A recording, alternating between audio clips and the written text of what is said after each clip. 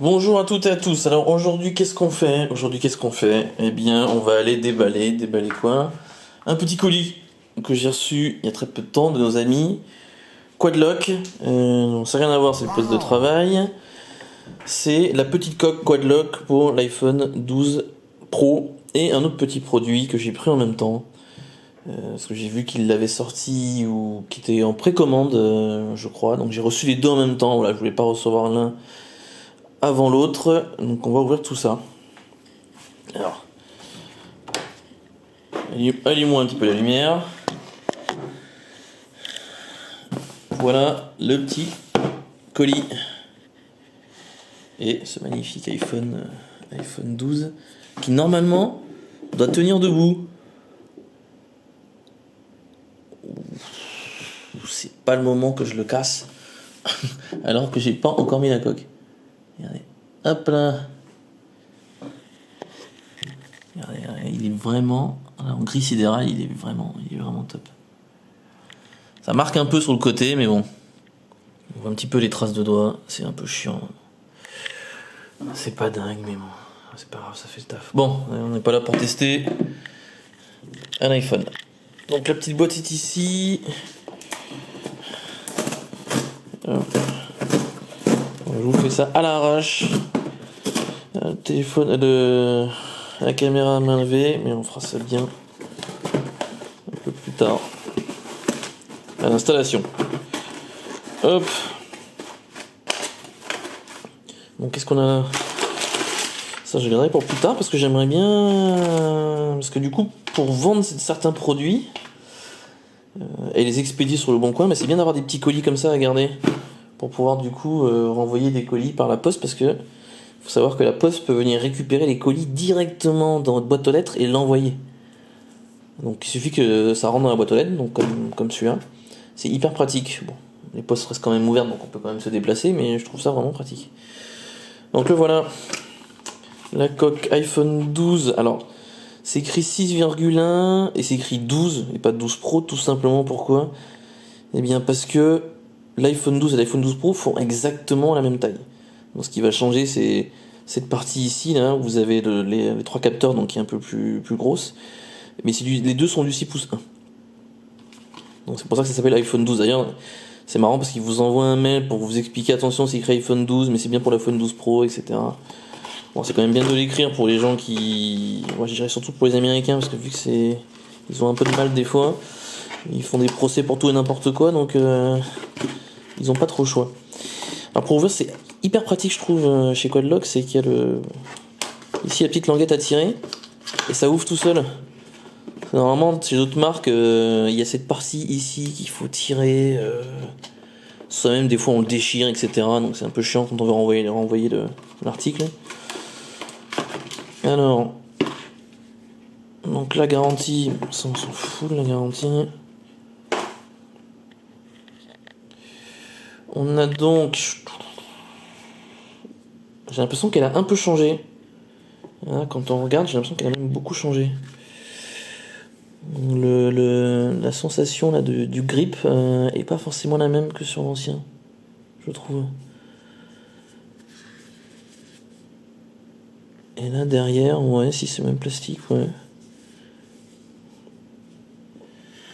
Donc logiquement, on devrait le mettre de cette manière. Alors vu que les bords sont pas arrondis, bon du coup on a aussi cette impression là sur le Quadlock, hein, forcément. Un petit côté très anguleux. Bon, ça se met toujours aussi facilement, même une main. Voilà. Et bah, du coup je peux même le laisser tomber. Ça marche, ça protège bien. Bon, on va pas trop le laisser tomber non plus, mais... Bon, effectivement, là, cette grosse zone là qui est visible, bon, lorsque vous avez posé votre Quadlock comme ça sur votre moto, faudrait peut-être acheter, il y a des petites protections qui mettent par-dessus pour protéger l'objectif, comme ça, s'il y a des projections, mais bon, c'est quand même assez rare, hein, parce que moi, sur la CB, il y a le compteur qui est juste à ce niveau-là, là, il y a mon doigt, là, qui protège quand même pas mal, donc c'est assez, et l'appareil photo, du coup, est vers le bas à droite, donc c'est quand même assez rare qu'on reçoit des projectiles. Bon, en tout cas, bon, bah, c'est toujours pareil. Hein. J'ai l'impression que les plastiques ont un peu changé. Mais, C'est vraiment qu'une impression. Bon, passons. La coque, c'est très important pour pouvoir le remettre sur la moto. Et j'ai pris l'anti-vibration. Donc il y en a qui vont peut-être se dire ouais, c'est un peu gadget, SP Connect aussi le font, blabla, etc. Mais c'est vrai que quand même dans certains cas, notamment sur les vidéos qu'on a pu voir sur l'iPhone, bon généralement en fait c'est plus un problème logiciel, hein, c'est-à-dire qu'il faut recalibrer du coup directement le... Ah, arrête de faire du bruit toi. Il faut recalibrer directement votre téléphone en l'amenant chez Apple et c'est bon, ça fonctionne. Mais c'est peut-être pas le cas sur d'autres types de téléphones. Il faudrait faire le test pour voir. En tout cas, il y a une vidéo très intéressante en ligne sur les différents tests qu'ils ont pu faire. Donc ça ressemble à ça. Je vous mettrai le prix parce que je l'ai plus en tête là. Mais alors, je vais pas dire de bêtises, je vous le mettrai écrit en bas au moment du montage de la vidéo. Donc c'est assez petit, hein. Donc, toujours pareil, j'adore ce système d'ouverture là. Et au moment où je dis ça, j'arrive pas à l'ouvrir. Parce qu'il est plus épais. A few moments later. La boîte est beaucoup plus épaisse que l'autre. Du coup ça accroche beaucoup plus. Alors je vais prendre sur le côté. Voilà. Oh, l'unboxing le plus mauvais de la Terre.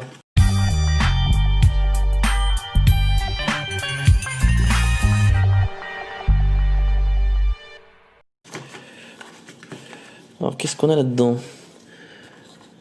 Donc il y a ce petit truc là.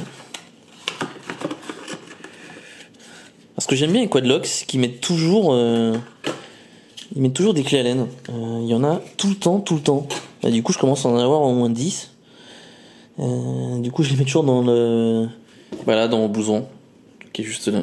Donc généralement je les mets dans les poches comme ça si j'ai besoin de resserrer soit avec la vibration du coup de temps en temps même si elle a la loctite bleue, de temps en temps les vis se desserrent, notamment la partie ici où on met la vis du Quadlock avec la partie supérieure, ça arrive souvent.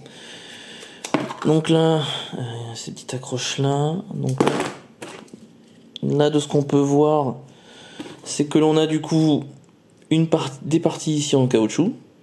Donc cette petite partie là en caoutchouc va juste permettre tout simplement d'absorber du coup les vibrations. Je casse tout. Donc il y en a 3. Donc on voit ici quand on appuie, hein, il y a le caoutchouc qui s'appuie derrière. Et donc en fait c'est l'ensemble en dessous qui va absorber. Donc ça va se poser comme ça. Donc justement on va voir si c'est moche ou pas, parce que moi j'ai déjà l'USB Quadlock. Donc peut-être que l'USB Quadlock se mettra au-dessus de ça. Et ensuite par-dessus on mettra l'accroche Quadlock. Et pas l'inverse. Bon, je ferai la vidéo de montage pour ça. Et donc le principe sur la vidéo, c'est qu'au moment où la vibration arrive, ça pince, ça remonte justement les 3 parties, et on voit que ça pince le caoutchouc. Donc c'est ça qui va absorber. Donc ça va remonter. La partie qui est ici, juste là, va remonter. Donc on voit qu'elle remonte un peu là, quand on appuie. Et en fait, elle va remonter et absorber du coup le choc. Et notamment via les caoutchoucs. Donc ce qui va montrer que il y a énormément moins de choc qui va remonter sur le téléphone. Donc il y a quelques graphiques très intéressants sur le site aussi. Il faudra que je regarde si on a une application de calcul de vibration sur iPhone. À mon avis, j'ai un doute. Donc là après, certains diront que c'est peut-être un peu gadget de devoir mettre quelques dizaines d'euros là-dedans. Bon, on sait quand même qu'en moto, il y a quand même pas mal de vibrations. Surtout, ça dépend des motos, mais il y a des bicylindres qui sont un peu nerveux, pour pas citer Ducati, où ça vibre plutôt pas mal. Donc, est-ce que ça vaut le coup de dépenser 20 euros ou 30 euros là-dedans pour s'assurer qu'il n'y ait pas de problème de vibration là, dans le téléphone, parce que c'est pas forcément visible comme ça peut l'être avec le problème qui a été évoqué sur l'iPhone et le focus qui se faisait plus avec l'appareil photo, mais ça peut être aussi au sein des composants qui sont à l'intérieur du téléphone tout simplement. Donc s'il y a énormément de vibrations qui sont transmises constamment sur des durées assez longues à travers le téléphone, ça peut aussi endommager des pièces qui sont à l'intérieur. On voit très bien que souvent il y a qu'on doit au bout d'un certain nombre de kilomètres vérifier certaines visseries sur la moto parce que ça vibre aussi. Donc je pense quand même que ça mérite, voilà, pour avoir l'esprit tranquille globalement, d'utiliser ça. C'est vraiment, je dirais, pour avoir l'esprit tranquille. Surtout quand on achète des téléphones comme l'iPhone 12 Pro, hein, c'est des téléphones à 1000 balles. Et on n'a pas envie de se dire que bon, bah, pour quelque chose qui en vaut 20 ou 30, la garantie n'est pas supportée parce qu'on a dépassé les 2 ans, etc. Ou c'est dur à prouver que c'est un problème matériel ou autre, blablabla. Donc, c'est un peu lui qui ça apporte ce confort-là. Un petit côté rassurant. Donc voilà, bon, unboxing très rapide. Et je ferai du coup le petit montage de ce petit bijou là et puis de voir un petit peu comment ça rend. C'est dommage, je pourrais pas rouler avec, enfin du moins pas là tout de suite, mais voilà, je vous montrerai un petit peu comment ça rend sur la moto et je verrai ce qu'on peut peut-être trouver comme application sur iPhone pour faire peut-être un petit test pour détection de vibration avant après. Bon, merci beaucoup d'avoir regardé la vidéo. Et on se retrouve du coup pour la prochaine vidéo sur le montage de ce petit truc là. Merci beaucoup, ciao ciao.